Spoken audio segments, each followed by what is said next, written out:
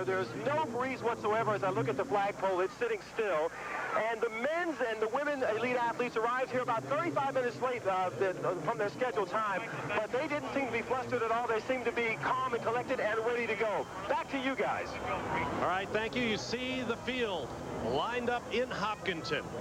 3 former winners in the field, 2 men. Moses Tanui, who won the race in 1996, and Cosmos Adeti, another Kenyan who won the race 3 times in the early 90s. On the women's side, Fatima Roba, a former champion. The gun sounds, and we are underway at the 102nd BAA Boston Marathon.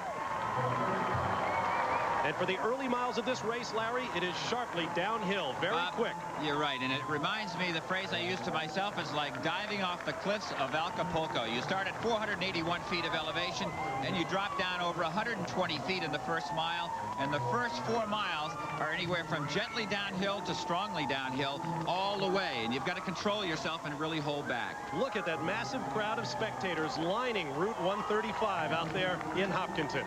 We should pay tribute to these athletes. This is the only marathon in the world, these athletes you see right now in front of you, that will train year-round to qualify to come to the Boston Marathon. If you're 18 to 34, you must run the marathon in 3 hours and 10 minutes in order to get there. If you're a woman, it's 3 hours and 40 minutes, and they back it up every 5 years of age, about 5 minutes. So our hats off to all of these people who are waving along the way, and there you see them. There you see the elite athletes right there. And we congratulate all of them who have qualified, all 11,500, to run the 102nd running of the Boston Marathon. That's unofficially the 2nd largest crowd in event history. Back at the 100th edition of this race 2 years ago, it was basically a come one, come all affair, and more than 38,000 runners showed up. Here's a look at the qualifying times by age group for both men and women. And notice, you still have to break 4 hours if you're a man and you're over 70 years of age to qualify. We've learned so much here physiologically from running as to how you can slow the aging process of the human body and be an athlete much later in life than anybody ever thought 25 years ago. Well, perhaps Boston Globe columnist Mike Bickle said it best. On Marathon Day, cynicism takes a hike. 1 million New Englanders will line the course today, armed with smiles and a cheer for 11,500 marathoners from around the world who have come to take part at Boston. Marathon is brought to you. Welcome back live to Route 135, just outside of Hopkinton, on the road to Ashland, Massachusetts, in the very, very early stages of the 102nd Boston Marathon. To the left of your screen in red and white, wearing number 1028, is Japanese runner Nofumi Sasaki.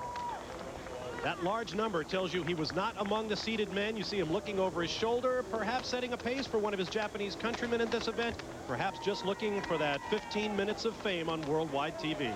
Bob, you speak of worldwide TV. 105 countries are taking this event, and it's being shown all over Europe on Eurosport and ESPN, and Asia is carrying it as well, including, you know, in Europe it's the Germanys and the Great Britons and the major countries are following this race. Now let's take a look at this course, Larry, and we think of hills, we think of Boston. Boston is run on tradition. It's unlike any altitude at 481 feet, as I mentioned. And there you'll see, notice the decline that you start engendering here right away, and it begins to flatten out and become a gentle rolling hill all the way through the first 13 miles of the race. Notice how little uphill there is in it. It's all flat to gentle downhill. Much of the time, about 70% of the time, the wind comes in a westerly direction or southwest, giving the runner sometimes a gentle tailwind. Things change right there. That is at Newton Lower Falls as you come out of Wellesley, the first of what I call the 4 Newton Hills across old Route 128 here, and it climb up to the Newton Wellesley Hospital. And the runners will then flatten out and hit Brayburn Country Club, then that hill right there, Newton City Hall, and that hill, that is Heartbreak Hill at the 21-mile mark, and at the top of Heartbreak is Boston College. From there on, you proceed down a very steep incline that the runners don't like because it bothers the quadriceps. The road flattens out, and it's an Irish wind and a downhill breeze right to the finish line at sea level. It is one of the epic courses in the sport of marathon running. There is the men's lead group. Several of the top runners we expected to challenge for the win right there. Third from the right of your screen, wearing number 3, Dionisio Cerrón of Mexico, was third here last year at 2:10:59. He has won the other major big city events, Rotterdam, Fukuoka, and London, but he has yet to win here in Boston. Let me stick out my neck right here a little bit. I'm watching leg turnover. We've seen no splits. It is relatively slow, which surprises me. If there's no breeze out there, I thought the pace might be a little quicker. Let's see if a group of the Kenyans or others decide that they want to press. Some of the Mexicans may do. Cerrone is not part of a Mexican group of 3 that are up there that train together, led by Herman Silva, a 2-time winner of the New York Marathon. Silva, going from right to left, has the white glasses on, back in the middle of the pack. And so the two, I don't think the Mexicans are necessarily going to work together to try and overcome the Kenyan delegation that's out there. We bid farewell to Hopkinton, one of 8 towns we will visit along the way to downtown Boston. Picking up the women's race, second from the right is Colleen DeRook, and just beyond to her left, running on the other side of the white line, is the defending women's champion, Fatima Roba, who last year became the first African woman to win Boston. Pace looks solid for women. We'll try and get you some splits out there. The women will have men around them in numbers, of course, because of the times that they are going to run. There are men who can certainly hang with them the whole way, and they, of course, like the television time. Now back to the men's race. Wearing number 35, forging in the lead right now, Bekele Tesfaye, whose address here in the United States is Cambridge, Massachusetts, home of MIT, just across the Charles River from downtown Boston. Cerrone on the right, wearing number 3. We had one little interesting tidbit. A man I picked to be in the top 5, Alejandro Gomez, did what John Cogway did in New York last year. Cogway still won, but he had to stop and tie his shoes. Billy Rogers did it 3 times en route to his first victory. Gomez, in the first mile, had to pull off, tie his shoe, and jump back in, and he's right now behind the lead pack. We'll try and monitor that situation.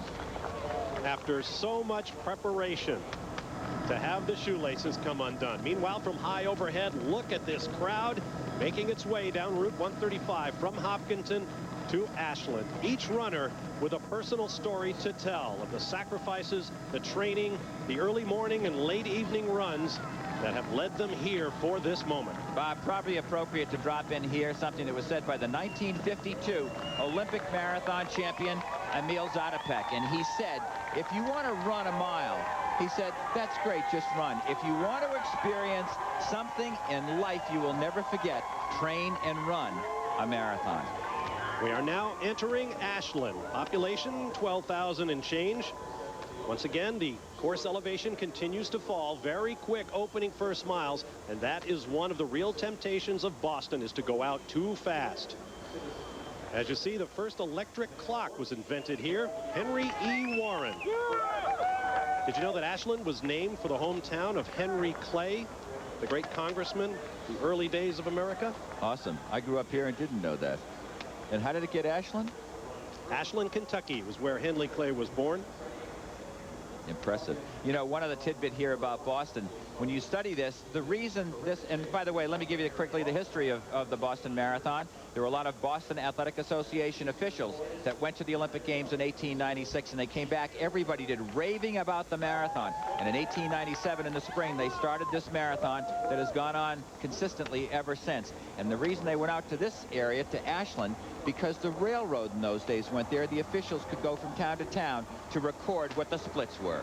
And the railroad has played a role in this race over the years. It actually cut the field in half in the early days of the Boston Marathon. 6 runners broke away. We'll be back live in a moment. Back live on the road to Boston. 12 minutes and 12 seconds and counting in this 102nd edition, one of the world's greatest marathon races. There's our leader in the women's race, Colleen DeRook, with the blonde hair and sunglasses, running in a group of men. Somewhere further back in that group, Libby Hickman of the United States, our best hope in this race, male or female, running only her 2nd full marathon. Before the race, we asked her to compare running a marathon to some of the shorter distance races in which she has dominated this year. It doesn't matter so much of what's going on around you. It's you in 26.2 miles. It's you in that distance, and I think that's where it's different from other competitive races that might be more, you might be more looking at the competition or more, and I think the marathon is, you're looking at yourself. Can you do it? And what can you do? Well, that's a good seasoned veteran's approach to running the marathon. That'll be a big question she's asking herself right now. She is behind this lead group. She hoped to average 5 minutes and 40 seconds per mile. The lead group is probably going out maybe 5 to 10 seconds faster than that. And she said, I want to try and gain in the Newton Hills. I want this to be a solid experience for myself. Hey, well, up front, the men are in the 3rd mile of this 26-mile odyssey, and with them is Lewis Johnson. I want you to take a look, guys, as we pass through Ashland at number 35, Tesfaye Bekele of Ethiopia. Now, you think of all the pressure of running Boston and all the things you'd like to do, the dreams you have of running these roads. But as Bekele has been running through Ashland, he has been asking the crowd for cheers and claps and applause, smiling and really enjoying himself. He's got his hands free, as you can see them running next to Sonora, Mexico. He's having a blast. Bob, I actually know him fairly well. He's based in Cambridge, Massachusetts. He runs here.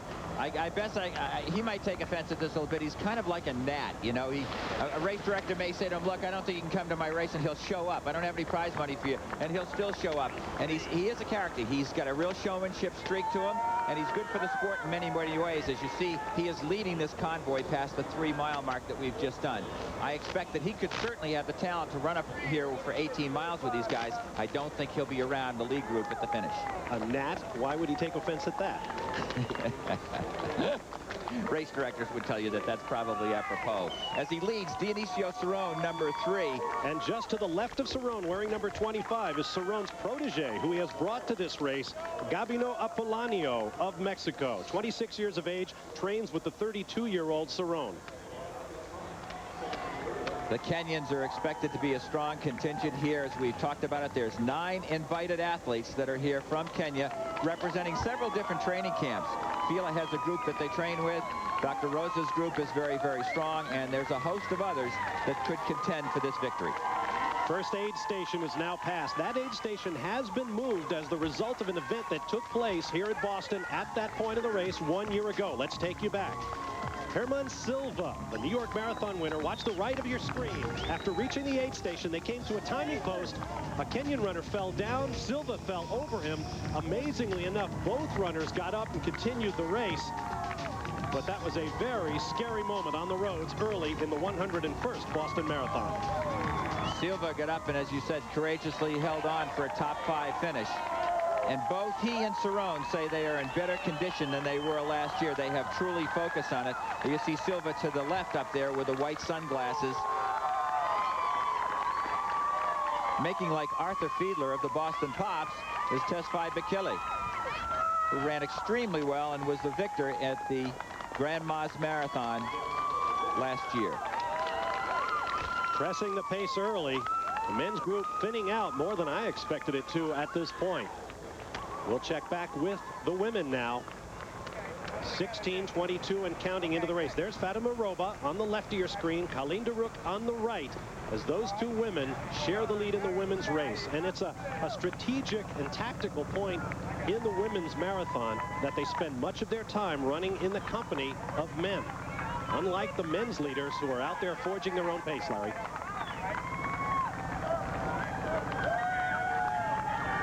Colleen Daruk running in the circle, crossing one of the timing lines. New technology comes into play at Boston this year. Each of the runners is wearing a computer chip on his or her shoelaces, and they will be timed along the way by antennas under those carpets you just saw. Here's what the chip looks like, and when it's laced into the runner's shoes, it looks like this. It is individualized for each runner, and the runners are checked at the various 5K splits along the way to make sure, number one, that everybody finishes the marathon who says he or she did, but it also allows us to track the progress of the race as far back as we would like to go.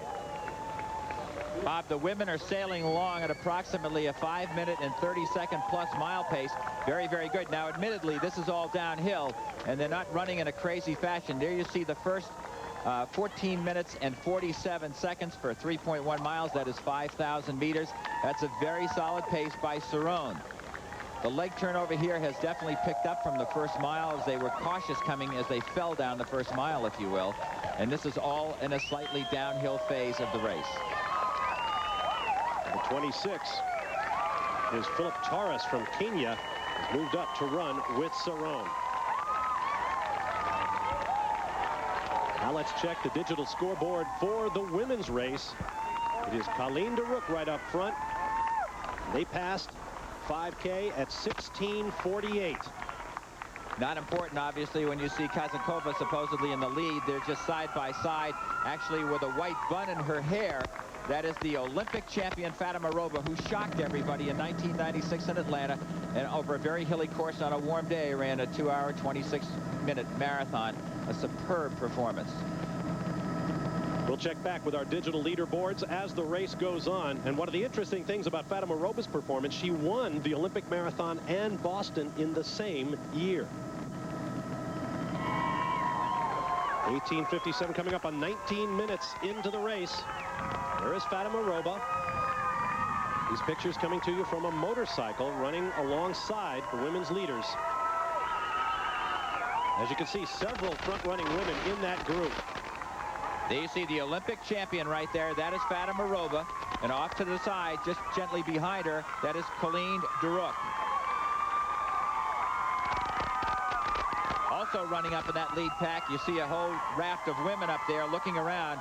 F6 is Manuela Machado, who has had a brilliant career and a former world champion. She will be a factor in this race, I believe. She's running extraordinarily well. Now back to the lead men. Wearing number 11, Joseph Chibet from Kenya. Number 10 also in that group, running just behind number 26, Taurus. Number 10 is Turbo Tumo of Ethiopia, the bearer of my favorite name in this year's field. I said to Turbo Tumo a couple of years ago, what does turbo mean in your tribal language? He said lion. I said, what does Tumo mean? Tumo, your last name. He said tiger, and he smiled.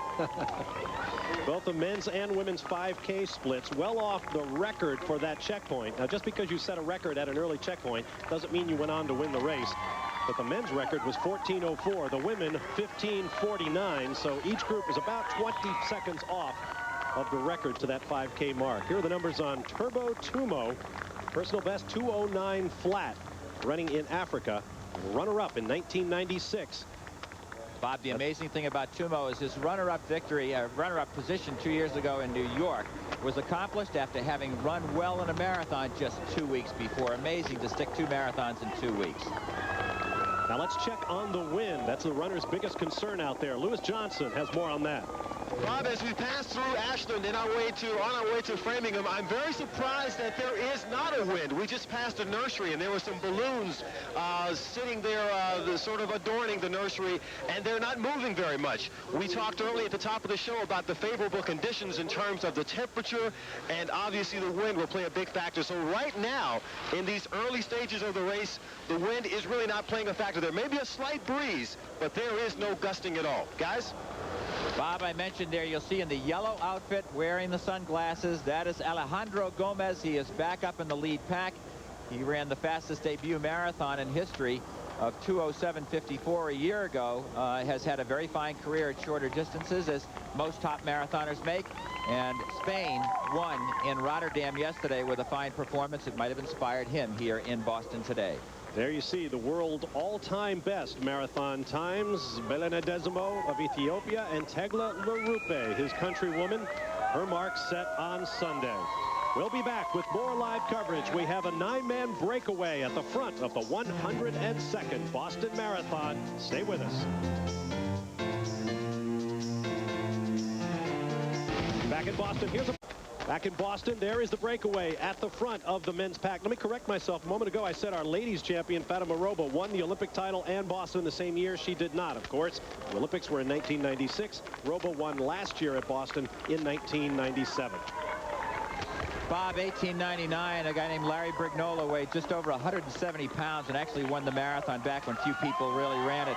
These men are really like human hydroplanes. The women are too. Most of them average between 5'6" and 5'9", and the weights go as low as 120 pounds and maybe as much as 140. But they are light, they are lean, they have great raw speed even over the mile distances.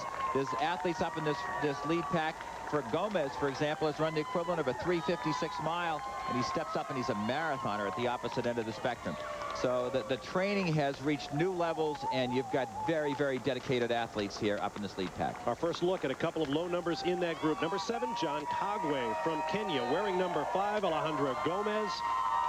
And now they spread out and run shoulder to shoulder as the tactical battle is joined for real. What that will tell you when everybody's spread across the race course like this is that there is no headwind at all. There may be no wind, as Lewis was saying, but that's another indication, because they get Indian file just like cars do it at Indianapolis and other races. They will use that, somebody else, to break the wind. When there's no wind out there, they're very, very comfortably often spread out. Pace is moving along here. This is quickened. You can tell by leg turnover sometimes. Athletes call it surging, and they sometimes try and surge and break the pack. And I'm struck that the pack here is down to 11 or 12 men already. Just listen to this crowd.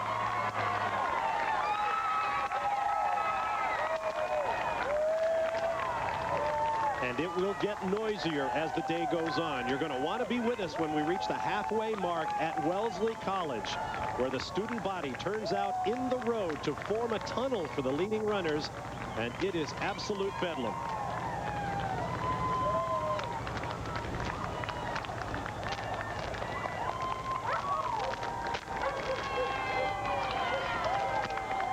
Our next stop along the route into Boston is Framingham, the third town along the way. You got any stat for me? Give me some history here. Oh, I'll get to it. Trust me. This is the first real flat section of the course where the runners have a chance to look around, check how they're feeling.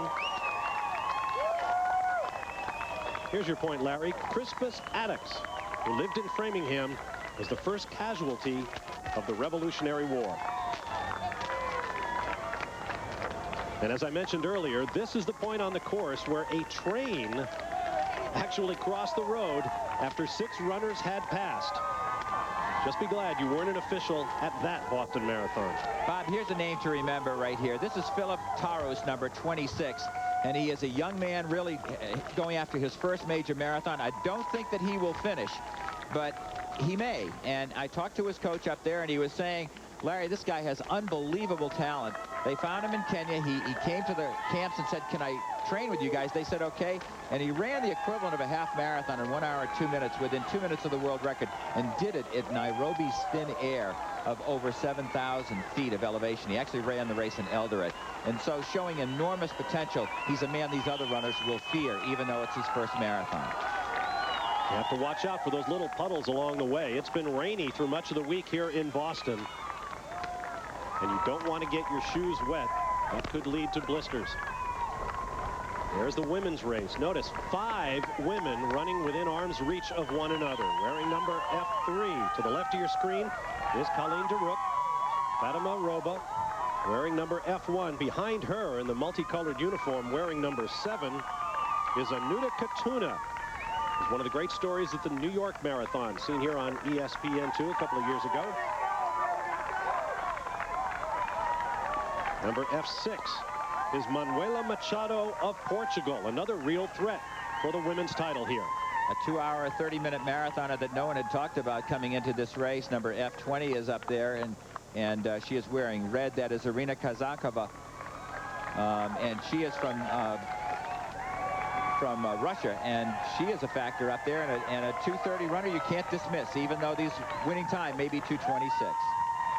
Sometimes it's difficult for the women to stay in touch with one another with all those men running around them. No problem, however, for these guys as our breakaway continues among the men, passing through Framingham. Just over 29 minutes into the race. You see a mile marker. The 10K mark coming up. That would be 6.2 miles into the race. Bob, watching these legs turn over right here, they are moving along. The pace has picked up since the first mile as they pass the 10K distance at 29 minutes and approximately 20 seconds. That is very fast. A year ago, they got there at 29:34 in a race that was eventually decided at 2 hours, 10 minutes and change. Now, one of the great stories of Boston each and every year is the Hoyt family, and there they are, Father Dick and son Ricky, Ricky, a graduate, Bob, of Boston University. He did it by breathing into a computer, and it would give the letters, and he took that time for his exams, and that's how long and painfully it was to try and get to a graduate degree, to a collegiate degree, which he did. His dad in his 50s has been pushing him, widely respected and known throughout New England for what they've accomplished. His son said to him years ago one day, "Dad, is there something we can do together?" And his father thought about it and said, "How about a race?" And Dick was thrilled when Ricky said, "Let's do it." And they have become a staple here, and they have finished the Ironman Triathlon. What a tribute.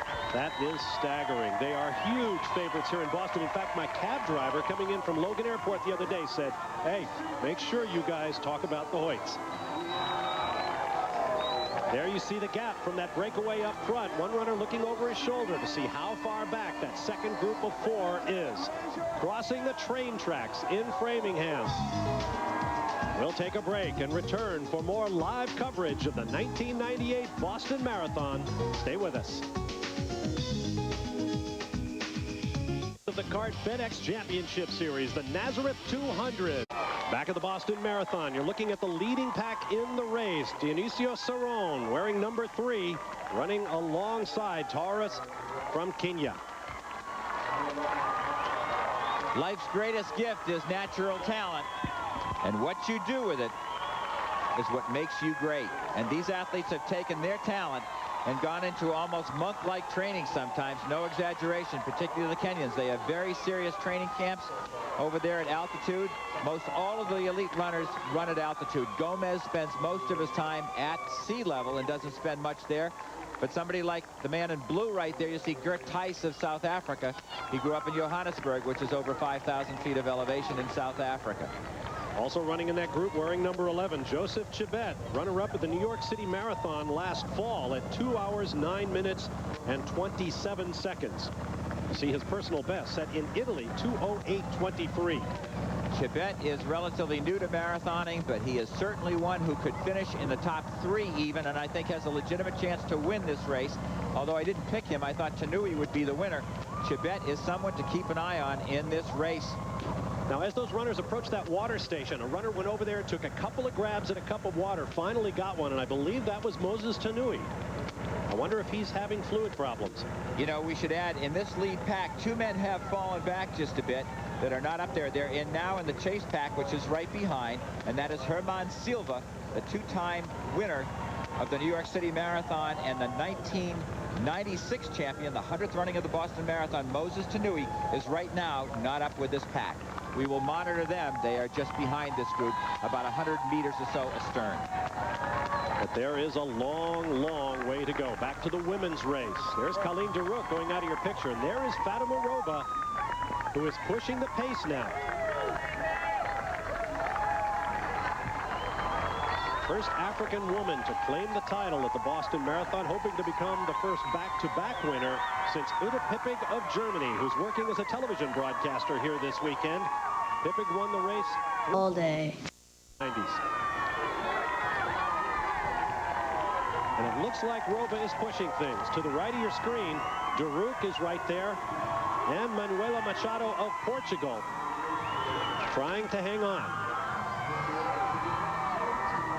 There is Uta Pippig, 3-time winner of this race, joining Atlanta Olympics. But she is one of the queens of Boston. She has the fastest time ever run, Bob, and actually very close to the world record. She ran 2 hours, 21 minutes, and 45 seconds here over this course. Spends much of her life living in altitude in Boulder, Colorado, and she's been pursuing a career in medicine, and she decided not to run. You see a lot of those empty seats down there in the press area, the VIP area. Right now they're empty because we're in downtown Boston. The race is about 18 miles away, but as the runners come closer, folks will come out of the woodwork to take those seats along Boylston Street in downtown Boston to cheer the runners home. 3 women running in a group: Roba, Machado, and Daruk. Bob, we've spoken about Fatima Roba, number F1. Let's talk about the woman who is right behind, and here she is right here in this particular location. Now she is behind Fatima Roba. I'm talking about this woman, the former world champion in the marathon, very consistent, top 3 finisher all the time. That is Manuela Machado from Portugal. And she has had a history of just great finishes as a former European champion. And she comes in here having run extraordinarily well and lifetime bests at a half marathon, which are often a very good indice. And she loves this course. She loves the hills. She runs down hills as well as up hills very well. She says the hillier it is, the better I am.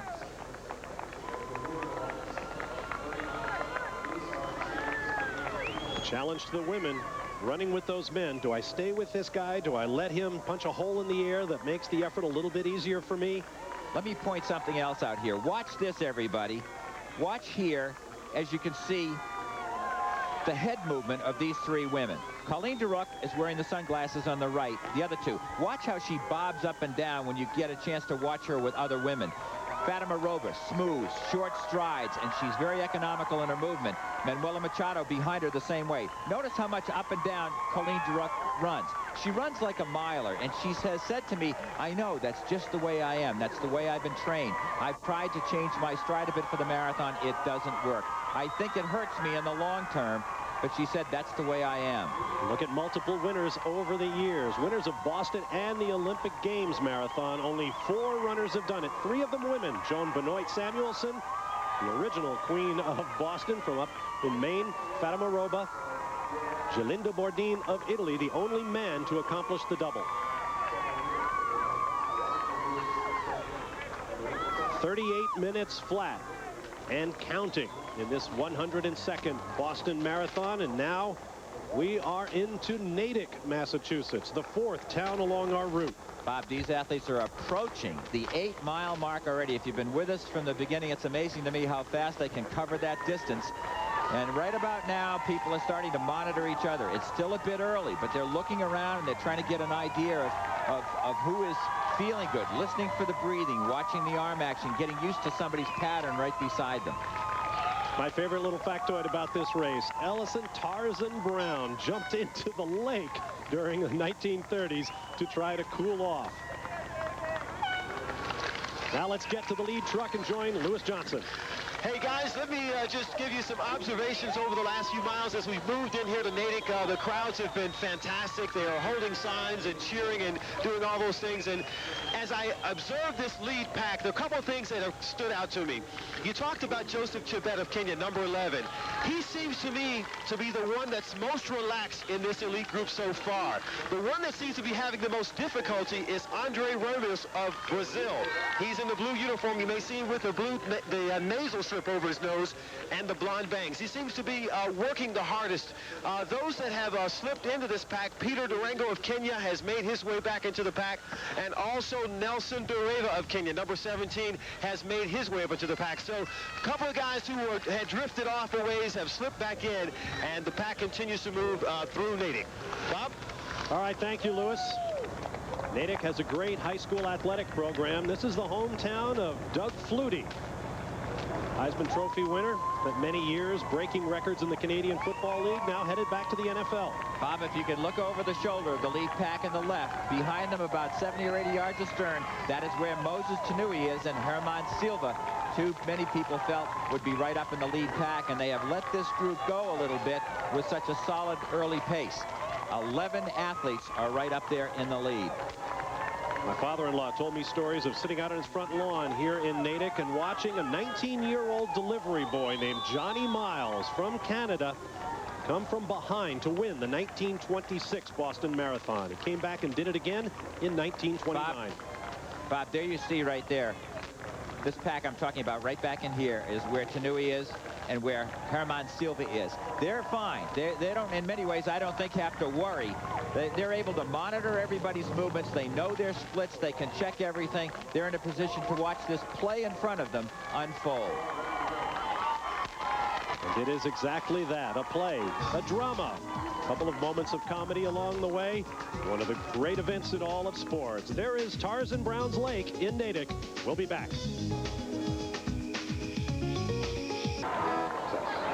Welcome back. That is Framingham, Massachusetts, as some of the bulk of these 11,500 runners in the Boston Marathon make their way toward Boylston Street. And that's where Tarzan decided he wasn't having a good day, and that's where he jumped in. Right after this stretch here in Framingham, he headed into the river. There is the men's lead group, and there is the lake where Ellison Tarzan Brown cooled off. Exactly right. A many-time winner of this race and one of the great stories of Boston. Lots of great stories still to come as well, including the Natick stretch, and then the Newton Hills, Heartbreak Hill, the halfway point at Wellesley College, and then Commonwealth Avenue and the stretch run into downtown Boston. They'll pass the gates to Boston College. I'm sure my colleague Larry Rawson will shed a tear at that point. As you watch the men's race, here's an update on the women. Libby Hickman of the United States is running in 15th place in the women's race right now. She was 36 minutes, 15 seconds at 10K. And that, I'm sure, is off the pace that she wanted to maintain. As you see the front-running three women, Colleen Daruk on the left, Manuela Machado in the middle, and on the right, Fatima Roba. And no women in sight behind them.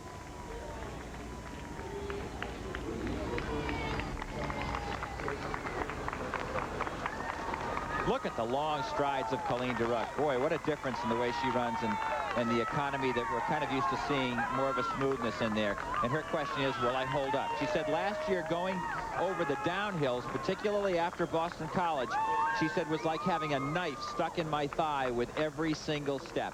And it eventually, she said, my legs just were so shot, she lost ground over the last couple of miles of the race.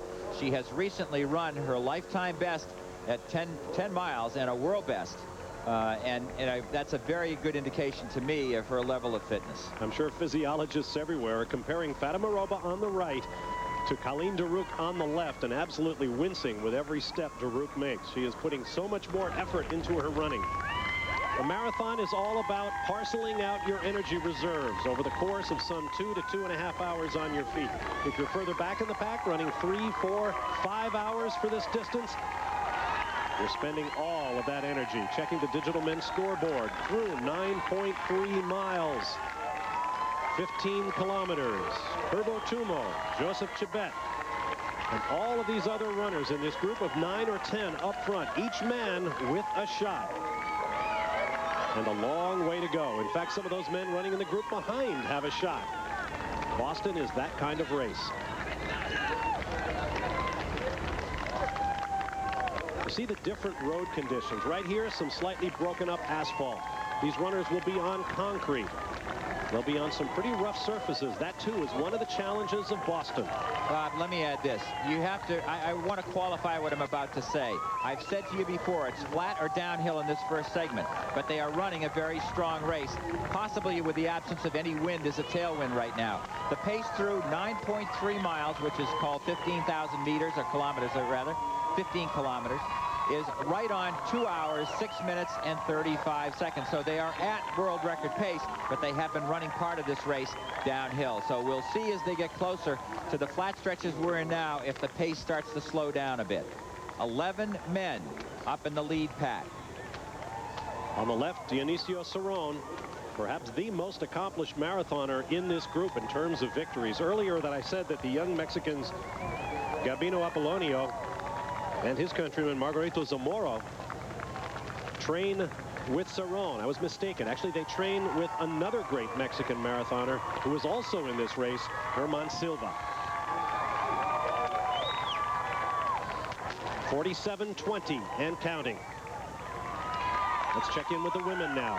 Colleen Daruk, F3, Fatima Roba, F1, and Manuela Machado of Portugal just behind them. South Africa on the left, Ethiopia on the right, and Portugal watching from just a half a step behind.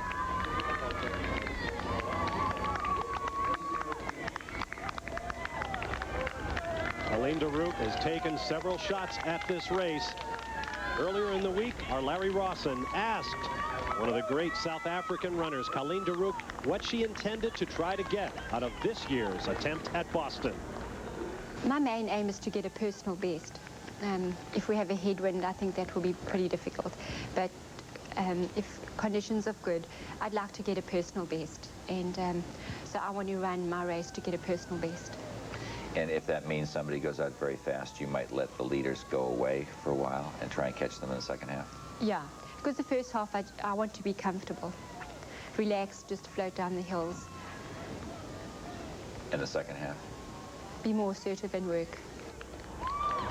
And she has an iron will, does Colleen DeRook. This is the mark she is shooting for, the personal best. 2 hours, 26 minutes, 35 seconds, run 2 years ago in Berlin, Germany. Bob, she averaged for 10 miles, just over 5 minutes and 12 seconds at the Cherry Blossom race down in Washington, D.C. that Jeff Darman puts on with Phil Stewart.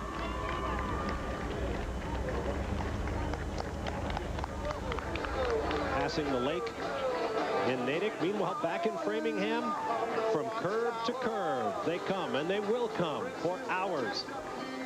The word communion means an act of sharing where you forget really your cares and woes and bond with everybody else, and that's what's going on right now in Framingham. Look at that crowd cheering everybody on. And they will stay there through much of the day to make sure everybody gets the support they need to experience Boston as it should be.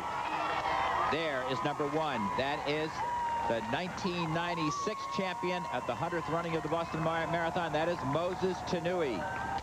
Running with Margarito Zamora of Mexico. Moses Tanui, the godfather of the great Kenyan tradition. Very much a guardian and an advisor to the young Kenyans coming up through the ranks of distance runners. That's a very good point. He's 32. Many of the other runners are 10 years younger. 50 minutes and counting in the 102nd edition of the Boston Marathon. We'll take a break and return for more live coverage. Stay with us. Back live just outside of Natick, Massachusetts, following the women's leaders in this 102nd Boston Marathon. I'm Bob Barshall along with Larry Rawson. Lewis Johnson is on the lead vehicle. Checking the digital women's leaderboard, Fatima Roba, Colleen DeRook, and Manuela Machado are right there. And then you see a 36-second gap back to Kazakova and Anuta Katuna running in 4th and 5th. So Kazakova's home country listed as France. She actually trains there, originally from Russia.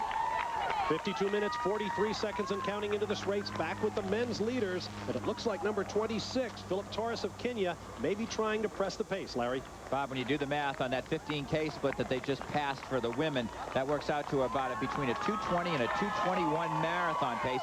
Remember, not necessarily fair to say they can keep this pace up because they have the hills of Newton in front of them and they've been going downhill, but it is very fast. Both races are quick so far. A little bit of climbing going on right now among the men's group.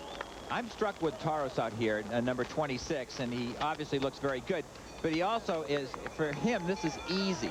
The second half of this race is going to be much more painful. He's not used to running marathon distances, and it always feels comfortable when you're a 60-minute man in the half marathon to run relatively slow. He's running 3 or 4 minutes slower than what he would cover the distance normally. What amazes me is this lead pack while I'm on it.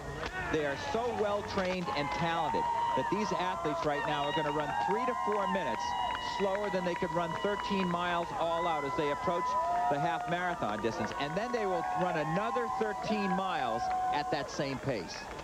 Running in second place, just behind number 26, Taurus. The man in blue, number 16, Andre Ramos of Brazil. Let's get to Lewis Johnson, who's watching this battle. Bob, as we continue to watch this lead pack, we drift back to see Moses Tanui trying to make his way back. He has been fighting for quite a long time, and he's there next to someone I can barely see there, number 23, but they are continuing to work their way back up. Now, even farther back and way out of the game so far is Joseph Kimani, also of Kenya, and he is struggling trying to make his way back. Natick was pretty exciting. A couple of times we had some scary moments as the young children, in the midst of all the excitement and the hype of the Boston Marathon, actually got out in front of the lead athletes trying to get their pictures taken and get on television, and actually were snatched back just before some of the athletes were about to run over them. So the excitement is building and continues as we move toward Wellesley. Back to you. All right, thank you, Lewis. We look forward to the halfway point at Wellesley. This race seems to be moving along very, very quickly. We follow the men's pack, and Taurus moving back and forth across the road like a stock car driver trying to break the draft. There is the 20K mark at Wellesley College, where the students will be moving into the road. You may see a Wellesley sweatshirt here and there, the famous women's college. At 20K, the record split is 58:41, set by Juma Ikanga back in 1990. Let me tell you, I was there for that race, and this was suicide back in that day. He was caught on the Newton Hills by the Olympic champion from 1988, Galindo Bourdin, who laid off the pace. It was an unbelievable pace. I couldn't believe what they were doing, the lead pack. Then they self-destructed. All of them did. These men are not self-destructing. This lead pack is still 11. 5 miles ago, it was also 11. Well, there's a couple of the kids getting into the road. They can't let that happen. We could have a disaster. The man wearing number 16 on the left is Ramos from Brazil. You know, here's some interesting stats of what you're looking at right now, what they've learned. The body temperature of all the runners out there, and certainly the elites here, will go up to between 102 and 104 degrees. And we have 600 muscles and 206 bones, if you can imagine that, making this smooth transition over land and the ground there. And the body actually is 70% water, so hence everybody moving off quickly to get that fluid to keep the core temperature that's reasonable.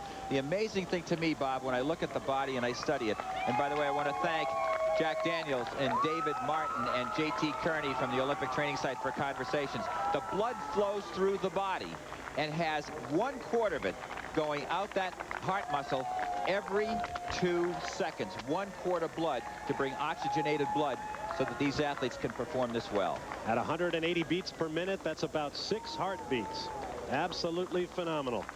Continuing along Route 135, which becomes Central Street shortly. Route 16 coming up as we continue on our way toward Boston. On ESPN2, I'm Bob Barsha, along with Larry Rawson and Lewis Johnson, who's out on the course following the men's lead pack, which you watch right now. The time coming up on 59 minutes into this race. We are in Wellesley. They will get a tremendous reception here as they approach Wellesley College, which is just behind these cameras. And I'm telling you, these women are tremendous. You couldn't ask for more support.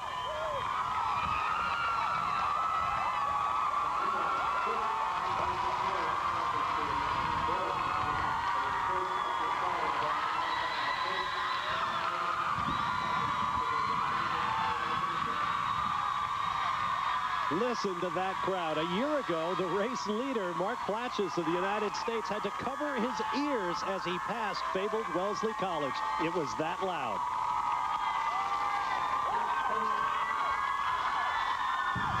You know, I've talked to athletes that do this, and they said, you know, you go by the women, the men say this, you go by the women screaming, you stand more upright, the hands come up with the carriage, you start to accelerate, and he said, you're just about strutting out there. He said it's such an adrenaline rush to hear that cheering. A quick mile through the town of Wellesley, that's for sure. Still pressing the pace. There's a controversy that has been, I want to say, raging. It's been begun. And there you see the Kenyan success here in the United States in this marathon since 1990. Galindo Bourdin, the last winner. Kenya has gotten really organized in their program overseas, and they are dominating on the world scene. 5,000 meters, 10,000 meters, half marathon and marathons. And they have camps there where they will go back and train in monk-like conditions, and they are exporting themselves around the world. And the controversy rages because there's a goal here to possibly limit them, not in the Boston Marathon, but in other shorter road races around America, to having a limited number of Kenyans so the Americans can have a chance at winning some prize money and maybe making a living. Look at this drop in marathon performances amongst the Americans since 1983 as they geared up for the '84 Olympic Games. I mean, you know, if this was a stock, you'd have to buy it. I mean, look how far down it's come from 190 men that qualified down to just 22. And there's much less prize money that is being won. And I think that's a key issue, Larry, as you see the number of U.S. men who have broken 220 in the last year. That number is so far down. Let me take off my journalistic impartiality here and become a little bit of an editorializer. You want to race against the best in the world. Bob Kennedy, perhaps America's finest track distance runner right now, has said it. I want to train like them. I want to race them. I want to beat them fair and square. And he has been the only American pretty much that's been able to do it. He is the one American among the top 25 in the world on the track that had the fastest times last year. Look at Kenyan domination worldwide. And I'm just bringing up these stats to show you why this has kind of been a festering problem that America's runners, distance runners, feel they haven't in some ways had a chance to make a living at this because they've been so dominated by foreigners in particular. It is a controversy yet to be resolved, but it is ongoing now. The Kenyans have shown the way worldwide with magnificent performances in the distances. And we need to see more of those performances from Americans if they are to have any hope of competing at the elite level. Let's go to Lewis Johnson on the lead vehicle. Bob, thanks. As we continue to pass through Wellesley, we're just crossing mile 13. Bib number 1, Moses Tanui, has made it to the lead pack. The pack is moving along very quickly, and as you all were mentioning earlier during the break, that the pace seems to be awfully quick. And the fact that there is no wind out here must be playing a factor. Of course, the crowd as we pass through town is incredible. We're just crossing over the 13.1 mile marker. There was actually a band in someone's front yard a few miles back. Rhythm guitar, bass guitar, lead guitar, drummer, the whole works. It was incredible. But Moses Tanui, the gentleman who finished 5th last year in 2:11:38, has made it to the lead pack of about 14 now. Guys? Well, it'll be rock and roll in Wellesley, but as they get to downtown Boston, the New England Conservatory of Music will be providing background melodies as this 102nd Boston Marathon continues. We talked about last year in New York. I mentioned at the time I thought we'd see more and more world records. I think this event, the marathon, will become glamorized as we hit close to the year 2000. Now this year, I think we're going to see it in 99 and so forth. We are seeing more people focus on it. We're seeing greater talented runners from 5,000 and 10,000 meters tackle the marathon distance. I think like the 100-meter dash and the mile, this may be the #3 event in all of track and field as far as glamour goes. We are going to see brilliant performances, I think, over the next 5 to 10 years in this event. And starting this year, I think the men's world record will go just as the women's has gone.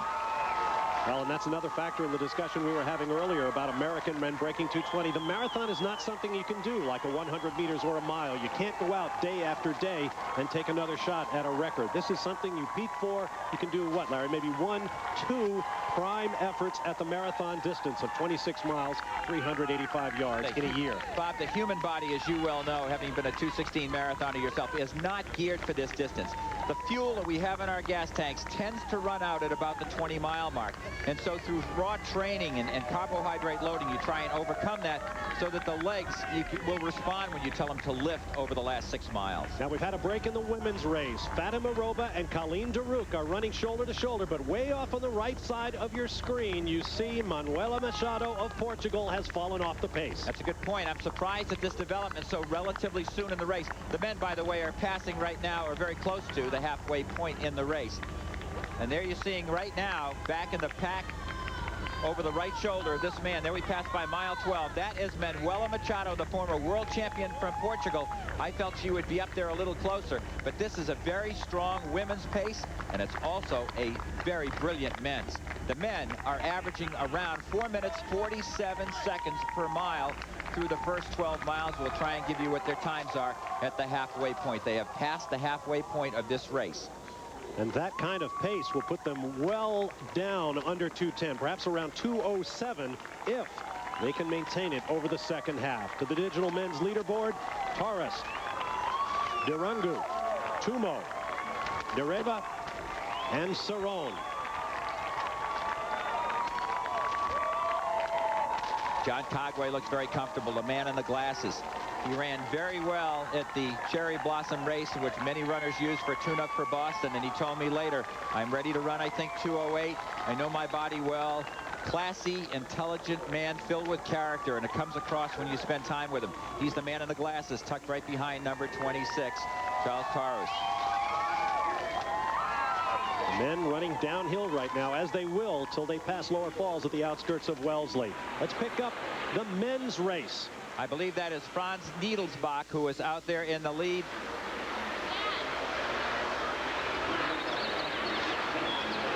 Well, they're telling us it is Saul Mendoza right now heading down the home stretch. Very similar in physical appearance to Franz Niedelsbach, our defending champion. I agree with you, Larry. That is Franz Niedelsbach as he heads in. He is the defending champion right now, and that is Niedelsbach heading down the home stretch. 1 hour, 21 minutes. Phenomenal time here in Boston. A spectacular performance by the defending men's champion. Niedelsbach from Switzerland, and he is a big guy. They fought it up there, Mendoza, but that is Niedelsbach wearing the yellow and red that is his uniform. He pushes for Pepsi. Now 40 years of age. In the men's wheelchair division. Back to the men's open race. And the leader remains number 26. Philip Torres of Kenya to Lewis Johnson. Bob, just to give you an update, you were talking about the splits, and by looking for the half marathon split just a moment ago, we were given 1:02:44. Unofficially 1:02:44 for the half marathon split, which is incredible. That puts them somewhere, Larry, it sounds like 2:05, 2:06 pace. That is an absolutely phenomenal half marathon time. The world record for a half marathon, an all-out sprint for 13.1 miles, is just under 60 minutes. So to be in the 62-minute range at the half marathon mark in a full marathon race is phenomenal. This is going to be something special if these runners can hold on through the second half. And remember, the second half at Boston is the tougher half. The Newton Hills are still ahead, including the biggest daddy of all, Heartbreak Hill, that will take them to the base of Boston College and their first look at the Boston skyline. We'll be right back.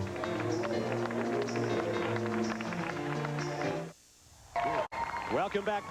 Welcome back live to the 102nd Boston Marathon. There are the best times for males and females. Cosmos Nadetti of Kenya back in 1994. That same year in great conditions. Uta Pippig of Germany set the women's best, 2:21:45. Now in his race of 2:07:15, Cosmos Nadetti of Kenya went through the half marathon mark at 65 minutes flat. Our men's leading group went through the half marathon mark moments ago at 63:01, nearly 2 full minutes ahead of record pace. Right there you watch the women's leaders, shoulder to shoulder. Fatima Roba. Let's get down to Larry. This winter, didn't you? I think I made my homework very good. Yes. Tell us about the race here. We didn't see all of it. 98 Boston Marathon. On the left, the men's leaders. On the right, the women. The men, we have a breakaway of about 4 runners. On the right, 2 women. Colleen Duruk of South Africa on the left, running with the defending women's champion, Fatima Roba of Ethiopia. But over on the men's side moments ago, Nelson Ndereva of Kenya burst away along with South African Gert Tees. They have now been caught up once again by several runners, among them number 11, Joseph Chebet.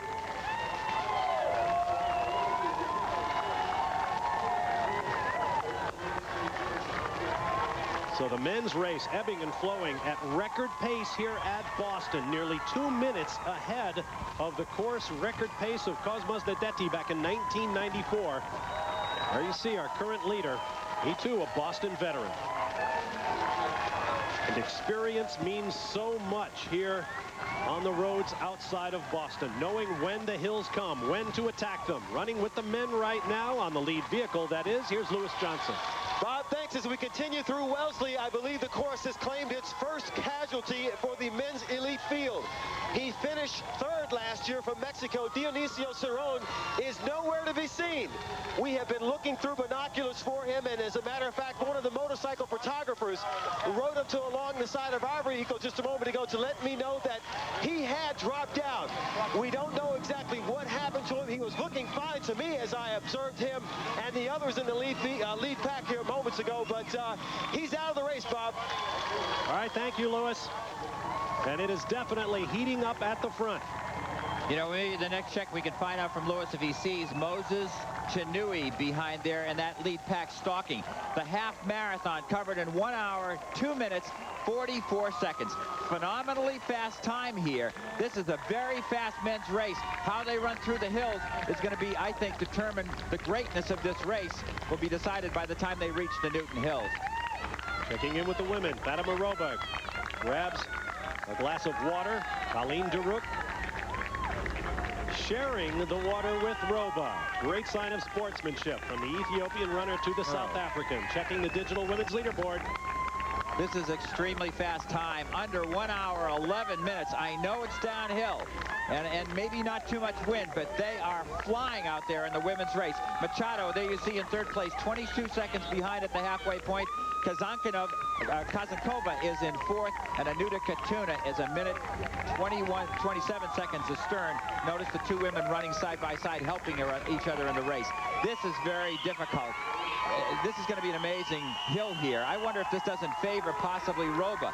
What makes it difficult to pick Roba to win this race is she stays in Ethiopia and trains, Bob, and it's hard to know the condition that she's in. Many of these women are making very good money on the international marathoning front, and they choose to leave their homeland sometimes less frequently to run short races. And so you're guessing. In our last couple of races, months and months ago, towards the fall, were not good races. So you have to kind of guess that maybe in the dry season in Ethiopia and Kenya, where the roads are better for training over there, they don't have tracks as we know them here from a rubber surface standpoint. They have to run the dirt roads. How well would she do today? It's anybody's guess what will happen. Back to the men, who passed the 16-mile mark at 1:16 and change. They are now more than 2 minutes ahead of Cosmas Ndeti's record pace.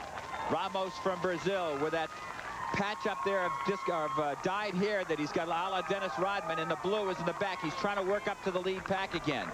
And there you see 26. Taros is still pressing it for as long as he can. Number 11, Joseph Chibet. The question is he trying to help Chibet out there, who is a fellow training mate? Number 7, John Cogway, does not train with Taros or Chibet. And he runs in Norristown, Pennsylvania, and he has his own training camp at home. He likes to train alone. Cogway is very, very competent, tough runner, and he's used to these world-class pressure situations. Gert Ties right there in blue on the left, running very well. To Lewis Johnson. Larry, just a moment ago, you were asking about the position of Moses Tanui. Well, as we look at the lead athletes here, a group of 4, then one single, then 2 others behind him. And then behind those gentlemen, you'll find the man wearing bib number 1, Moses Tanui. Just crossing over Interstate 95. The crowd here continuing to swell as we move through Newton and getting closer to the hills. It's been just an amazing sight as we cross the freeway, and as we move on into Newton here, the folks are all over the place, and Tanui is still trying to hang on, but the story is going to be told here pretty soon as we get closer to these Newton hills. Guys? Look at that stride, averaging about 4:45 per mile as they climb these hills. This pace is absolutely brutal, and perhaps the climax of every Boston Marathon lies ahead. Heartbreak Hill in Newton. We'll be back with more live coverage in just a moment. Stay with us.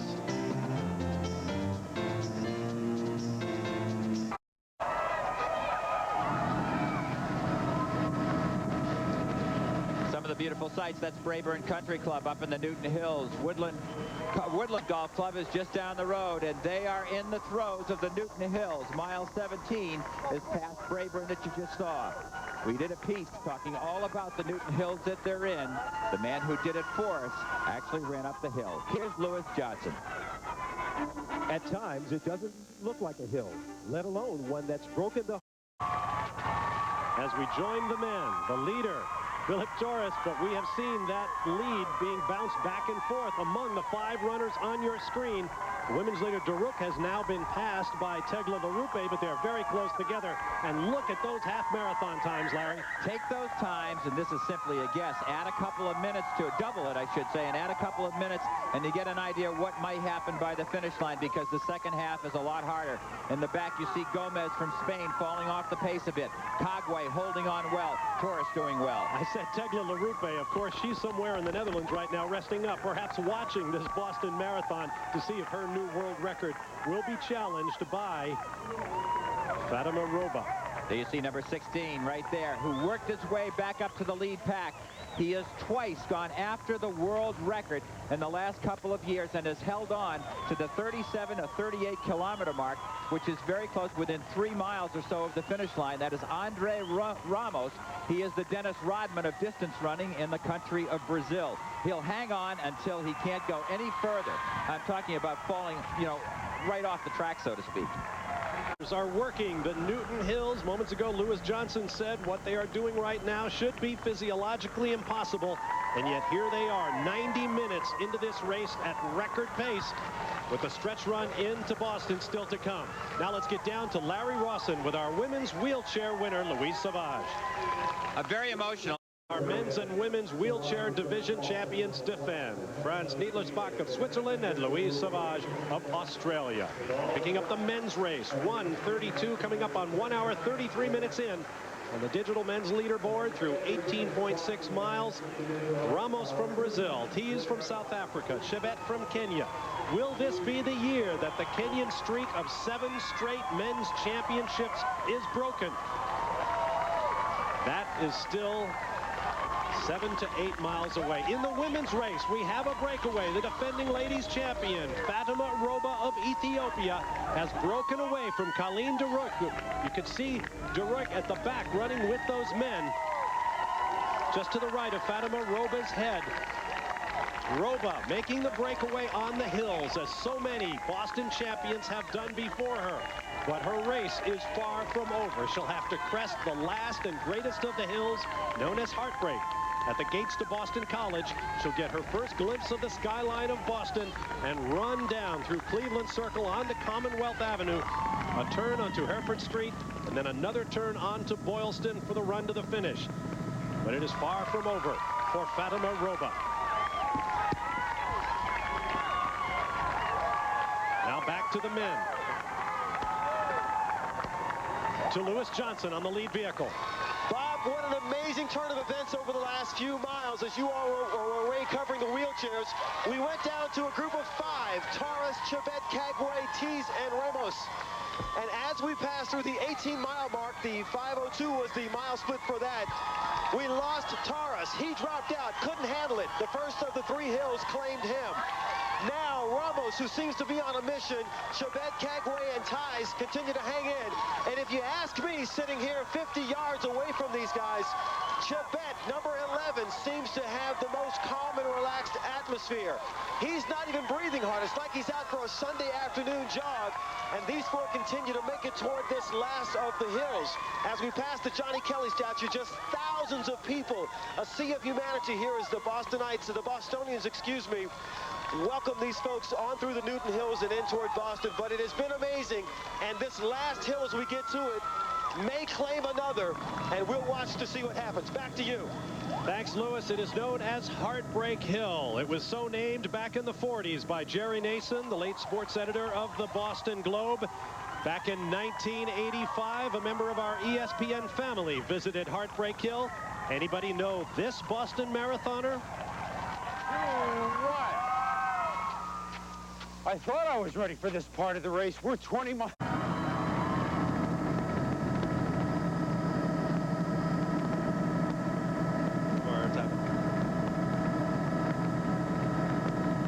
Welcome back live to our coverage of the 102nd Boston Marathon. Bob Barsha, Larry Rawson, Lewis Johnson, glad to have you with us on a perfect day for marathon running here in Boston. Chris Berman couldn't stay with these guys on a bike.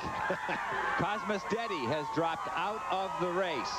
You know, we didn't feature him among the top 5 in the competition. You take dice, you roll it on a table. It could have come up 10th. It could have come up 1st. We didn't know.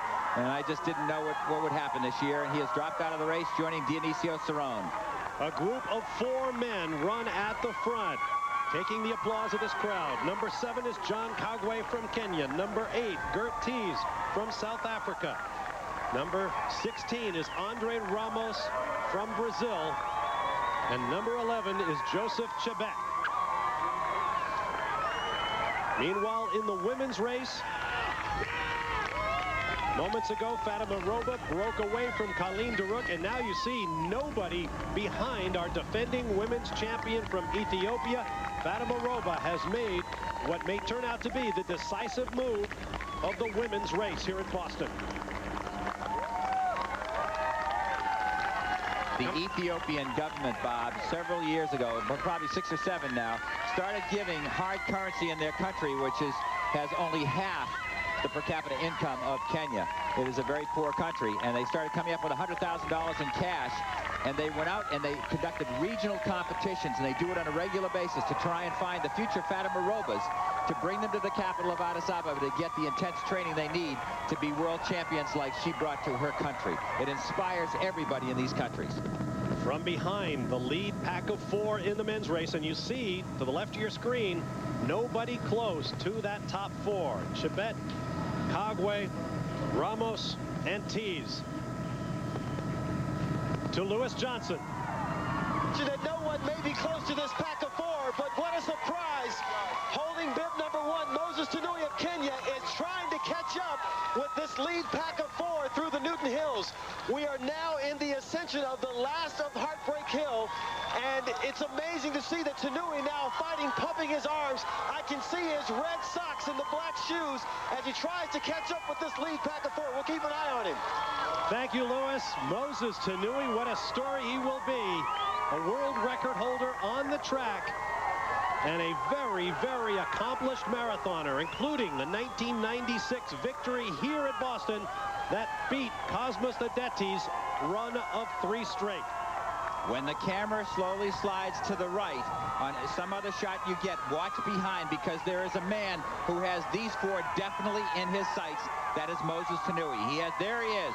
This is Tanui that you're looking at right now, and he has got the speed to catch up. The seasoned veteran is doing here what Jalindo Bourdin did in 1990. The men went out at a very fast pace, similar for the first half marathon as to what they've done in this course, 102 plus. Now there's 4 men here. There was only Juma Ikanga left at the top of the Newton Hill 8 years ago now. And the smart, wily veteran has let that string extend, and now he is slowly, like a fisherman, reeling these people in with a steady pace that is less straining than these 4. So often it's been said, in a marathon, the race begins at 20 miles. As Larry mentioned earlier, when your energy reserves are burning away, and it's only the months and months and thousands of miles of training that carry you through. From the top of Heartbreak Hill, there's about 5 miles to go to Copley Square and the finish line on Boylston Street. There is plenty of running still to be done. Bob, they're at the top of Heartbreak Hill right now. The hills are over with. They're approaching Boston College, which will be on their right in about another 200 meters. Look at them kind of shake the arms. That's what you see Ramos doing. He's probably deep breathing, trying to relax and get comfortable after carrying a heavier frame than the rest up over through those Newton Hills. And there is Moses Tanui, well into his 30s now. One of the great names in worldwide distance running.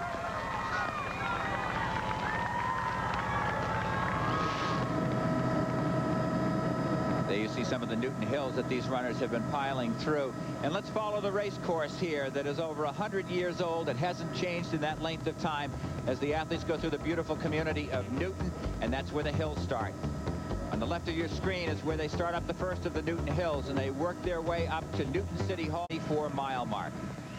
Number 16 is Ramos from Brazil, forcing the pace. Now right at his elbow, coming back as quickly as we can point it out, is number 11, Chebet of Kenya. And always lurking in the background is Tanui, the grand old man. Can he pull out another victory at Boston? That will be decided in the next 6 miles. Stay with us. Welcome back live to Boston. A 4-man battle for the race lead, and now Larry Rawson. It appears that Moses Tanui's charge to the front may have hit a cropper. There is Tanui wearing number 1. He's obviously having to work very hard to get there. You know, when the going gets easy in life, you may be going downhill, but these guys deserve a little downhill after climbing through the Newton Hills. It is not all over for this man yet. He's obviously finding it tough. 4 runners up there. I mentioned earlier, you know, I'm kind of excited about this. I feel I stuck my neck out a little bit last year talking about changes in the whole sport coming, but the dynamics are coming this weekend in the world of marathoning, both in Rotterdam and here. When you do the math, they have gotten through the Newton Hills. The pace that they're on is a sub-2:07 marathon pace. And can they hold it? They're going downhill. This is going to be a pretty decent stretch of race. They may be able to hold this pace, Bob. One of the all-time great finishes in history may be upon us 5 miles from now. Tanui continues to try to catch the front-running foursome. Earlier this week, we asked him what he thinks about in the company of elite athletes. You know, in life, you need to think positive, to think success every time, not to lose. That is my motive or my motto. When I'm in any competition, I've done what is supposed to be done. I think of having to run my best and win any race. And Moses Tanui has won plenty of races. But right now he faces a huge challenge with about a 100-meter gap up to these four men. Two Kenyans, a Brazilian, and a South African. To Lewis Johnson. Well, Bob, as we continue to make our way now toward Brookline, I want to give you a couple of splits as the gentlemen made their way through the hills, the Newton Hills. Back around mile 18, they ran 5:02, and that was the first hill. It leveled out at 19. They were 4:51, 4:51. Mile 20, they were at 5:01, and then the last of Heartbreak Hill, they ran 5:14, which is still amazing because the hill is so steep after running so far and so much downhill. Now, I'm not surprised by this move now to see Chebet now of Kenya taking the lead. I think he's the one to watch, and he may make the breakaway pretty soon. And as we continue to watch number one, Moses Tanui there, who was about 100 meters away, 200 meters away, now back to 100 meters away. Who knows what he's going to do now as we pass through mile 22. Bob? All right, thank you, Lewis. On Commonwealth Avenue, or ComAv, with the MBTA tracks running alongside. On the ladies' side, there is Fatima Roba. Libby Hickman of the United States, who said she was going to push hard the last 10 miles, is up into 11th place, 5 minutes and 50 seconds behind Fatima Roba. We'll be back to Boston. Back at Boston on ComAv, and as quickly as Moses Tanui seemed to be dropping back from the lead group of four men, that's how quickly he is back in the hunt. Moments ago, he was 5 seconds behind that front-running group. Kagwe, Chebet, Tees, and Ramos. Now he is much less than that, Larry Rawson. Bob, this event is the most prestigious in the world to win, I think, and the athletes do too, other than possibly an Olympic title. And the way you hear it is they will say in Kenya, for example, Deddy says, if I win a major marathon in the world, they write about it for 2 days. If I win the Boston Marathon, they write about it for a week. And it's the same in Ethiopia. And this man on your screen right now who is being chased, Joseph Chebet, by Moses Tanui, knows that. He fears Tanui, and look at Chebet make his move and break away from everybody right now. That is Ties in second place. Tanui has just passed Ramos, and he has passed also Kagwe. Oh, what a charge by Moses Tanui as he pulls up on number 8, Gert Tees of South Africa. And then he will set his sights on his countryman, Chebet. For man to achieve all that's demanded of him, he must regard himself as greater than he is, and it's moments like this where the mind is so strong, it overcomes the fatigue. You block out the pain, you eliminate the problems, and you focus on the man in front. And that's why you see elite athletes, when they sometimes finish the marathon, have to be held up. Let's go to Lewis Johnson. Guys, another observation from out here. One of the most interesting aspects about this moment right now is that I don't believe that Chebet knows that Tanui is coming up behind him. He has not turned around to look over the last mile or so. Let's see what happens if Tanui can surprise Chebet. Oh, here comes Tanui. So fresh. Look at the arms and the legs. Look at the stride. Compared with Chebet, who is tucked in, Moses Tanui is at full flight.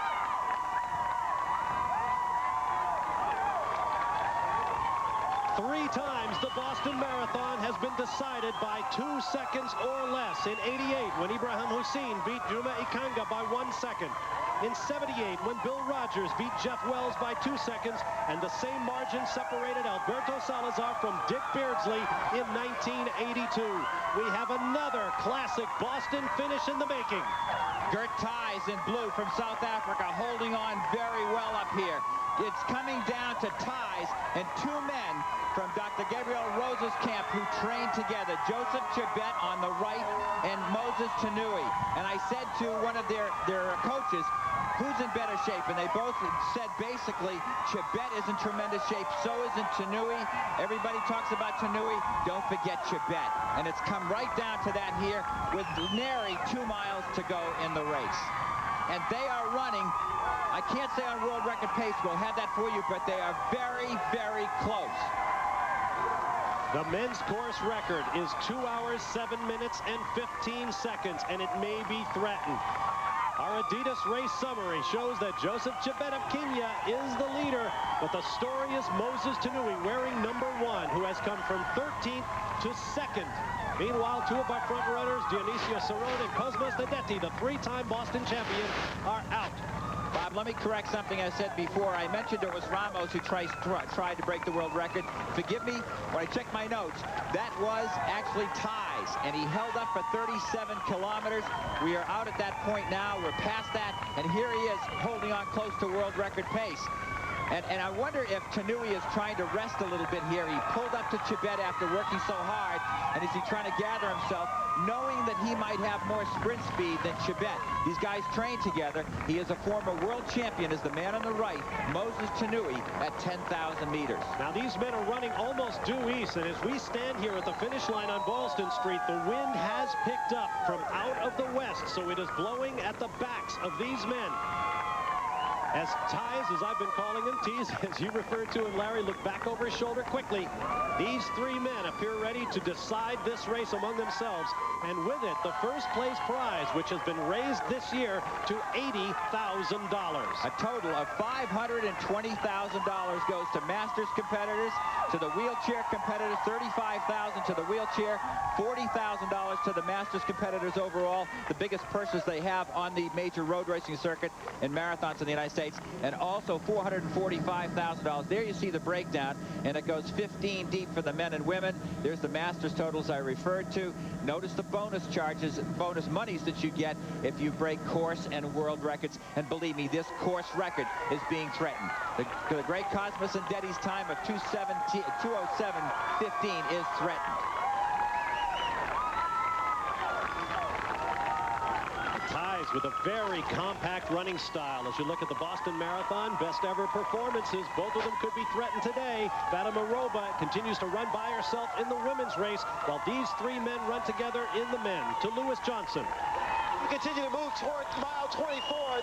It's an interesting time right now. This is an historical moment because this is sort of like the calm before the storm. Look and see that these 3 guys sitting together, and in a moment somebody's going to take off. The thing we'll have to remember is that Tanui had to work so hard to get himself back into this position, and Joseph Chibet from early on in the race has been looking calm. His breathing hasn't changed from the beginning of the race, which is so amazing. So over the next maybe half a mile, we should see something happen, some fireworks. Bob. You know what just happened here? Tanui stepped on the accelerator for about 7 or 8 steps, pulled away by just a couple of feet. The other guys responded and pulled up. Tanui is testing their condition. He's monitoring these guys for his final kick. I may be wrong, but Tanui looks like he's comfortable to me, and he, in theory, has more sprint speed. Lewis, one thing you can help us with. Did you see what the elapsed time was at the last mile mark?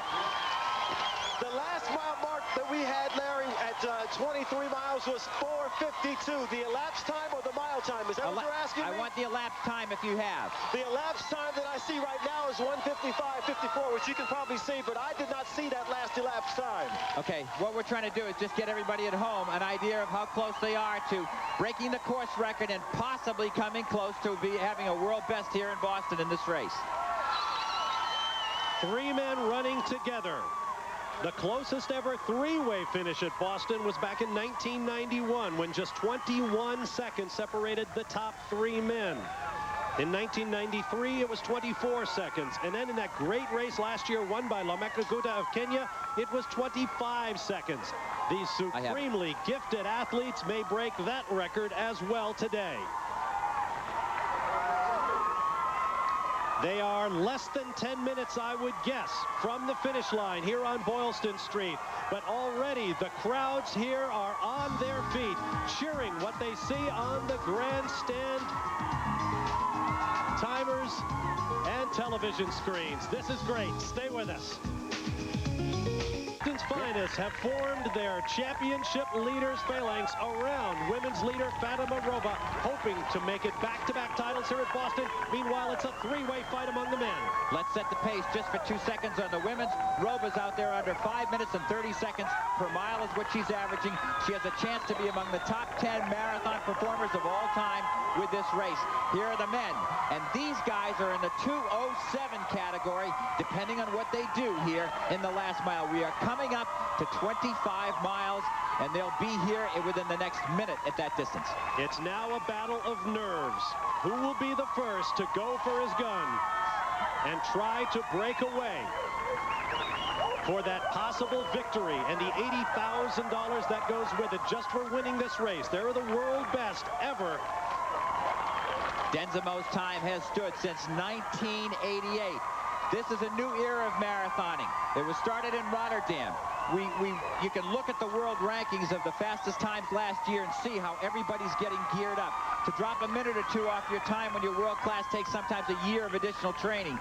But these men have paid their dues, and we are now seeing the fruits of their labors here on the streets of Boston and the 102nd running of the Boston Marathon. They will soon pass Fenway Park and the big Sitco sign known to the runners as the 1 mile to go mark. Back in 1991, Ibrahim Hussein of Kenya beat Abebe Mekonnen of Ethiopia and Andy Ronan of Ireland. 21 seconds covering those three men. We may see something even closer here today in the minutes ahead of us. Just past the 2-hour mark. Heading for Kenmore Square, and the Boston police are forming their escort around the men's leaders. And look at the crowds lining the street. Just off to your left is Fenway Park, where the Boston Red Sox started a game at 11 o'clock today. The game usually ends about the time when everybody spills out and another 30 or 35,000 people come out to cheer the men and women of the Boston Marathon. Passing another one of the timing stripes. That is the 40K mark, indicating there is just over 2,000 meters to go, about 1.25 miles. Shoulder to shoulder. The wind is not a factor. In fact, it's blowing lightly from behind these men. Up and over the Mass Pike they go. The final big hill before the stretch run. Lewis Johnson is with them. Well, guys, Moses Tanui is the only person to take water over the last couple of miles. I've been watching Chabet and also Dirk Ties. They have not taken any water since coming over Heartbreak Hill. The crowds here have swollen to beyond belief. The noise is incredible as we pass Fenway Park, as Larry mentioned. The fans are out here for the baseball game, but we're waiting now for the explosion. Now as we cross mile 25 with just 1.2 miles to go. Guys. Right now, it looks like Chabet wants to make the break. He has taken a couple of quick strides. Over Tanui to the right, and to the left, Ties. Bob, I believe what's happening here is Chabet knows he's got 1 mile to go. Look at him check around as he marshals his resources. If you're Joseph Chabet, you are saying to yourself right now, I have got to get away from Moses Tanui. He has more sprint speed. He's a better 10,000-meter runner than I am. Gert Ties cannot respond to the surge being put on by Joseph Chabet. A gallant performance. One indication, Ties knows he's in trouble. He turns around and looks behind him to try and feel he's got third place locked up. It is Chabet doing everything he can to get away from number 1, Moses Tanui, here with 1 mile to go.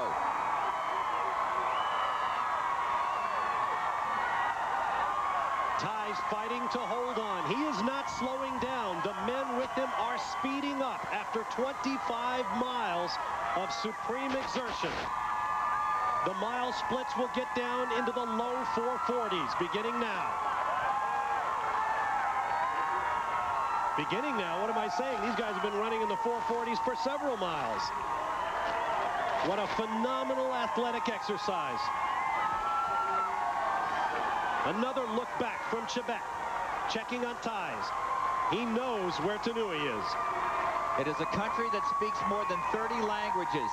They all speak English over there. It is a part of the second language in Kenya, but they come from different tribes. The man on the left, Joseph Chabet, is from the Marakwet tribe. If you follow track and field, may know the name Moses Kiptanui, and he is their leader on the track and has set all kinds of world records, provides inspiration to not only his country, but his tribe. The man on the right is from the Nandi tribe, and that is Moses Tanui. They work together in the training camps, of which Dr. Rose's athletes have 3 separate camps.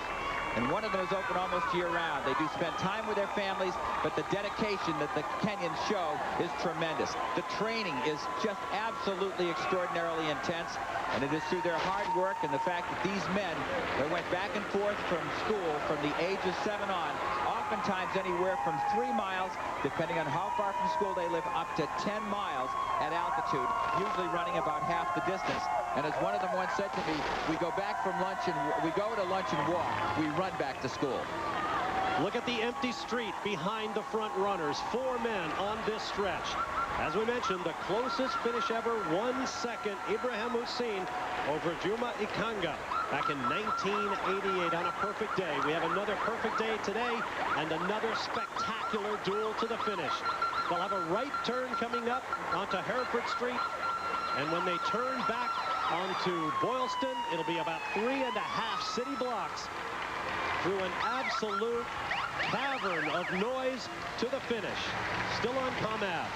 What fears Joseph Chibet right now, number 11 right there, is back in 1993. The World Championship on the track at 10,000 meters was set by number 1 there, Moses Tanui. Men with great raw speed on a sprint usually can outkick men that don't have the great 100-meter speed that they might possess. And he's worried about his stretch run here. We're staying with the men's race because Fatima Robla has simply demolished a terrific women's field. She is running by herself in the lead in the women's race.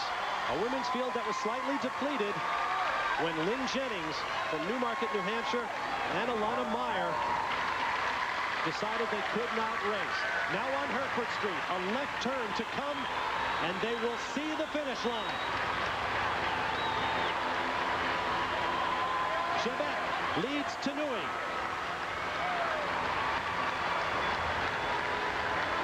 The question is, will what occurs in the men's race, here they come for the final turn, will it be similar to what happened in the women's wheelchair competition when Louise Savage came from behind? Tanui pulls even.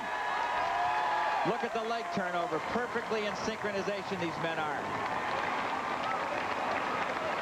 What a race for 26 miles to come down to this. 3 city blocks for victory at Boston.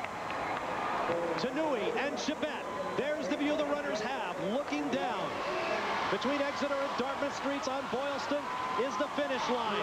Both men can see it. It's a drag race right now. Only 1 man in history has ever run the marathon under 2 hours, 7 minutes and 2 seconds. You see the graphic in the upper left-hand corner. They can see the finish line. Will Tanui turn it on, and will he get under 2:07? How close? The world record, 2:06.50. And now Tanui begins to stretch his stride and pick up his cadence and use his arms to pull away. Look at the gap. He has automatically opened up over his countryman, who himself is traveling at a tremendous clip. We have passed 2:07. It will not be a world record, but they are about 100 meters from the finish line. And Moses Tanui can hear the crowd. Watch that clock in the upper left-hand corner. 2 hours, 7 minutes, 26 seconds gets him among the 10 fastest all time. And the crowd rises to welcome him home.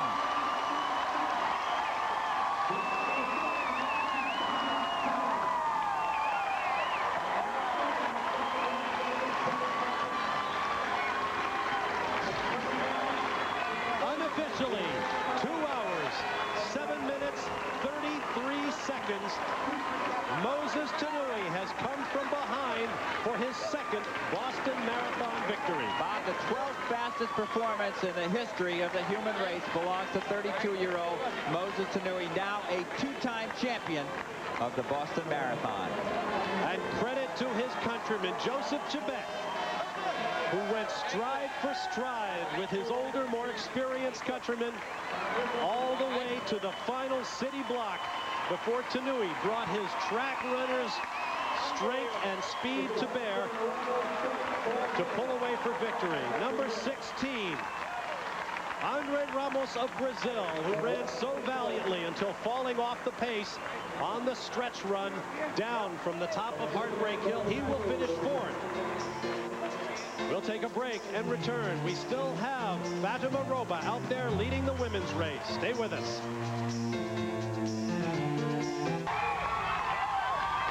Back live at Boston, Bob Marshall, Larry Rossett, and Lewis Johnson with you. Our men's champion, Moses Tanui, has finished.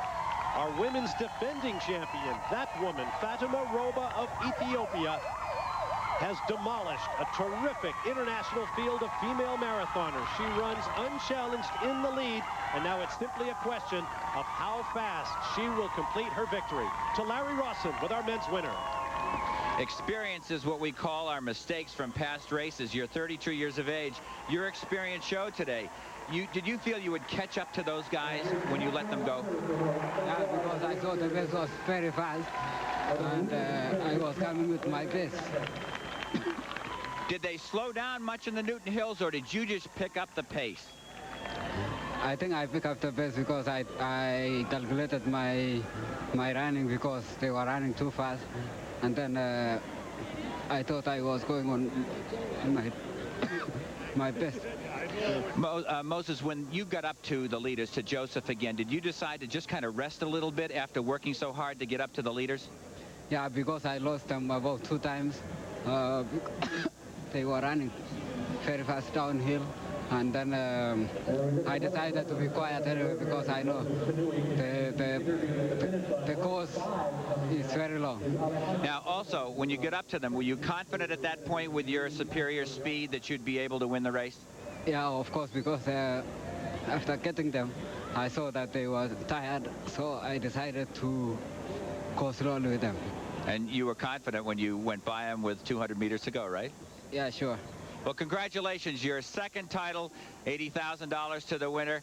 Congratulations to you. The country of Kenya is celebrating with you. Thank you very much. Thank you.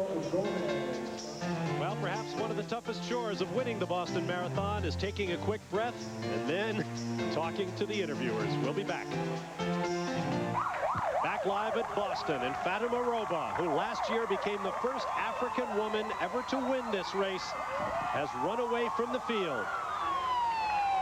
She raced shoulder to shoulder early on with Manuela Machado of Portugal and Colleen Darouk of South Africa. Right now, she runs alone. You see the time, 2:14:30 and change. She is out on Commonwealth Avenue before making the right turn onto Hereford Street and the left onto Boylston. The question is, how fast will Fatima Roba go today? Will she challenge the world record as the men did, or will she simply be content to pick up victory and the cash prize that goes with us? We'll be back. Rail on the pavement. It has started to rain lightly here at Boston as you watch Fatima Roba, who has just passed the 25-mile mark, less than 1.2 miles to go as she defends her Boston championship. Do you think there isn't a whole lot of pride elsewhere in the world for the athletes that come here? Look at Fatima Roba's Ethiopian countrymen who joined her on the road earlier in this race to celebrate the triumph that she was crafting. That scene right there, Bob, is going up Heartbreak Hill. I mean, I recognize the terrain. I trained on it for years at Boston College. Every inch of it. She is running a 2-hour, 23-minute marathon pace. Tremendous performance. This is huge news in her country. You know, over there, runners like Haile Gabriel Selassie, who's the world record holder and the Olympic champion, or has been the world record holder and the Olympic champion at 10,000 meters. They are the Michael Jordans. What Michael is in our country, that's exactly what Haile Gabriel is. This woman adds inspiration to her country and brings women forward and gives them opportunity that you could never have. Tegla Larupe inspires the Kenyan women and sets examples for them and meets with the president of the country when she goes home. This woman gets that same opportunity. There is great strides being made here in Boston today. A proud representative of her country, Tegla Larupe, looking for the right turn onto Hereford Street. Her moment of triumph at Boston is coming. Stay with us. Back live in Boston from the start at Hopkinton, 2 hours, 20 minutes and change ago. Hegla Larupe of Ethiopia has been the class of a terrific women's field at this 102nd Boston Marathon. And now she is deep in the heart of downtown Boston, the Back Bay area, headed for her second straight victory in the women's division. She's about a minute and a half ahead of the next closest runner. The country that can trace our civilization probably longer than anybody in Ethiopia and Kenya, particularly Ethiopia, has Fatima Roba winning again here in Boston. All she has is about another 700 meters to go, and the title again will be hers. Here's a country with just $400 per capita income for their workers. You can imagine the inspiration and excitement it provides to come down the world stage like this and have one of their own that doesn't have the equipment and the accoutrements that you do in the industrialized world accomplish so much. There is one rubberized track to run on in the entire country of Ethiopia. They tend to run better in the spring there as opposed to the fall marathons because the roads are dry. And they frequently go outside the capital city of Addis Ababa, men and women together. And Haile Gebrselassie does this too on the men's side. And they will go and run up the mountains and go on 15-mile-long runs going up as high as 11,000 feet of elevation, where the air is about 30% thinner than sea level. Very hard to train up there, Bob. 2:21:45. The women's course record held by Uta Pipping of Germany has now passed. But Fatima Roba is on her way to victory. And the crowd here in the finish area, just outside the Boston Public Library, knows she is coming. There are huge big screens set up here on Exeter Street and Dartmouth Street, so the crowd in the grandstands can follow the race, watching the pictures that you've been watching, and they know that their women's champion, Fatima Roba, is on her way. There's a long look up Boylston Street to Hereford Street. The pulse rate of a human being maximum can get up to 200 beats a minute and can only stay there for a minute or two, even in a well-trained world-class athlete. This athlete has had her pulse up at around 180 beats a minute, 90% of capacity, and she can hold it for a full hour.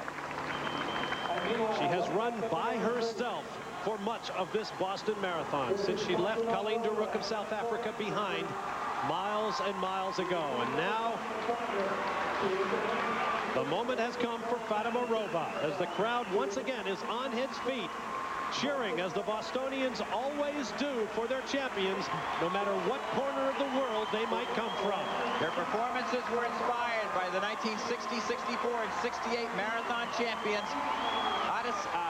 Abebe Bikila, and then Mama Waldy, and here she is in Boston, Bob. 2:23:20, and finally her face is broken by a huge smile. A terrific run by Fatima Roba. We'll be back in just a moment. This way.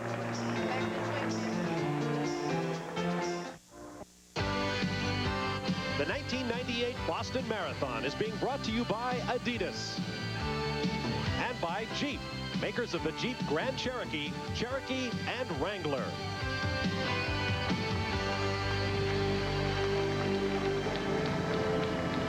Welcome back to Boston on a beautiful day for running. Our women's winner, Fatima Roba, has successfully defended her Boston Marathon Championship. And we have a surprise second place among the women. Renata Paradowska of Poland is going to finish second. Wanda Panfil of Poland won this race back in 1991. Let's get down to Larry with our women's winner. How long?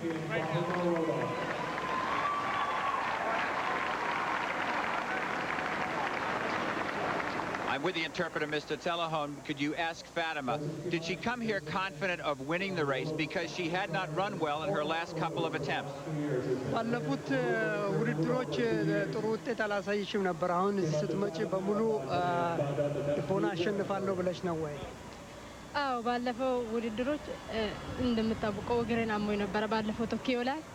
አሁን ራሱ እኔ ቢሆንልኝ ለሰዓት ነበር ሲሄድ የነበረው እግሬ ስላመመኝ ትንሽ እግሬን ይዞኝ ነው እንጂ ከዚህ በለጠ መሮጥ መቻል ይችል ነበር። Yeah, it is true that on the last races that I had in Tokyo, I had a problem with my leg, and in fact, after I arrived in Boston, I was expecting that I would be making a record, but unfortunately, I still had pain, and that's why my record was not good. That I just expected that. Tell her our congratulations. We're very impressed with her performance, and she solidifies herself as a great marathoner. በጣም ደስ ያለን ነው እና እንኳን ደስ ያለሽ። I'm very thankful to John Hancock and the city of Boston. Thank you very much. Congratulations to Fatima Roba. We'll be back with more from Boston in just a moment. Welcome back to Boston, where now the race takes on a different form as the runners come through by the 1s and 2s to be followed by the 10s and 20s. 11,500 strong. They're making their way toward the finish line on Boylston Street, and as we said almost 2.5 hours ago, that is the point of the Boston Marathon. In the men's race, victory to Moses Tanui of Kenya at 2:07:33, unofficially the number 11 performance all time. Joseph Chebet finished second in a great race, followed by Tais of South Africa, Kagwe of Kenya, and Silva of Mexico. On the women's side, Fatima Roba picked up her second straight Boston victory with the unofficial number 8 performance all time. And as the women are still finishing, we cannot fill out the top 5, but it has been a great race. Coming up next here on ESPN2, Worldwide Soccer. Stand by for that. I'm Bob Barsha for Larry Rawson and Lewis Johnson.